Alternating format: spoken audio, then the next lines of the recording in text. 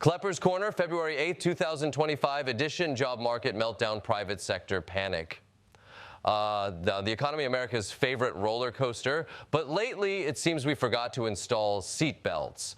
February 2025 has not been kind to the private sector, with thousands of jobs vanishing faster than a politician's principles. Some are even calling this a recession, though the official term from corporate America is unexpected market adjustments that make you feel poor. Hospitality and retail are taking it on the chin, thanks in part to national insurance hikes and business closures. The green energy sector alone has shed 77,000 jobs, ironic, given that just a few years ago, politicians swore it was the future of employment. Turns out the future is now, and it is unemployed. Meanwhile, professional services, construction, and leisure industries are following suit, with tens of thousands of jobs disappearing into the void, right alongside the hope of ever affording a house. Meanwhile, in a fascinating twist, public sector jobs are on the rise. That's right, the government is hiring while the private sector is firing. So if you ever dreamed of filling out TPS reports for a living, now's your time to shine. Trump's Pentagon power play over at the Pentagon. It's out with the old and in with the Fox News contributors. Pete Hegseth, the new Secretary of Defense, narrowly squeaked into office with a tie-breaking vote from Vice President J.D. Vance. Hegseth has vowed to refocus the military on warrior culture rather than political distractions, which is a fancy way of saying get ready for some purges. There are already rumblings of lists being made of officers who supported diversity and inclusion programs. Looks like if you ever suggested hiring someone based on merit and not vibes, your military career might be in jeopardy. The immigration crisis, mass deportation, or mass distraction. In immigration news, the Trump administration is rolling out what they call the largest mass deportation in history. Because if there's one thing we've learned, it's that policies of separating families and dismantling asylum laws are always a big hit in dystopian novels. Human rights groups are raising the alarm, noting that this crackdown is not just a legal gray area, but a human rights violation waiting to happen. Meanwhile, social media is ablaze, with half the country chanting, "Build the wall," while the other half tries to figure out if Canada will let them in.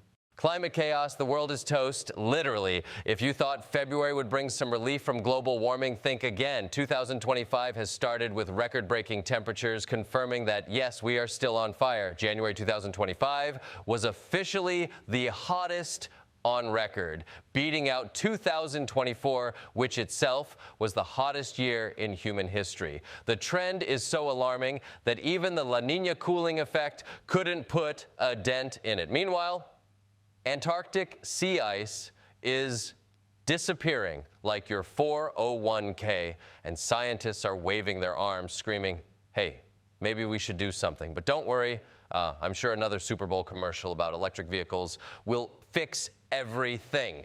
Tariff wars, Trump versus the world. In trade news, President Trump is slapping tariffs on China, Canada, and Mexico, which is a bold strategy considering we need things from all three of those places. 10% tariff on Chinese imports, 25% on Canadian goods, and a whopping 25% on Mexican imports are expected to raise consumer prices faster than you can say America first. Canada and Mexico have already retaliated with counter tariffs because, of course, they have. And if history is any indicator, this will not bring jobs back so much as make everything more expensive. Super Bowl ads, the real MVPs. This year's Super Bowl ads featured an all-star lineup of nostalgia, humor, and big-budget celebrity cameos. Meg Ryan and Billy Crystal reunited for a When Harry Met Sally spoof. Post Malone and Peyton Manning partied for Bud Light. And Gordon Ramsay taught aliens to cook. If that last one doesn't sum up modern advertising, I don't know what does. Of course, brands shelled out $8 million for a 30-second spot, all to sell you overpriced beer and streaming services you forgot to cancel. Welcome to capitalism, folks. Asteroid findings, life in space, or just another rock? Finally, in science news, NASA has confirmed that the Bennu asteroid samples contain amino acids, nucleobases, and even water. In other words, the building blocks of life were just chilling in space this whole time.